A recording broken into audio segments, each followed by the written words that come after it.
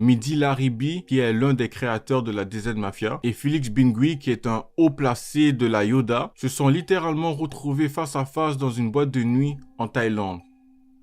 Quelles étaient les chances? Donc les deux hommes et leurs amis commencent à se disputer. Au départ, c'était que des mots, que des insultes. Et là, de nulle part, un des caïds reçoit un glaçon sur la tête. Les gars, jamais lancé un glaçon sur la tête d'un trafiquant. Donc là, bien évidemment, des voyous, de l'alcool dans le sang, une attaque physique, qu'est-ce que ça donne? Une bagarre générale. Bon, il y a des rumeurs qui disent que cette bagarre n'a jamais existé, comme il y en a qui disent qu'il y a eu une bagarre. En vrai, je sais pas quelle information est vraie, mais en tout cas, à ce moment-là, ça créait un froid qui avait déjà un peu, donc ça l'a refroidi encore plus, quoi.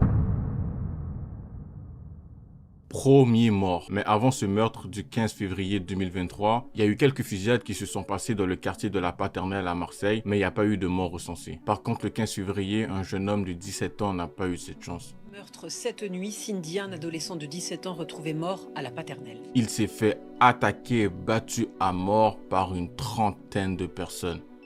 Je pense que vous n'avez pas compris. Une trentaine de personnes, mais c'est un truc de ouf. J'ai jamais vu ça de ma vie, les gars. Il faisait partie des Yoda, donc la première attaque a été réalisée par la DZ Mafia. Multiples blessures infligées à l'arme blanche.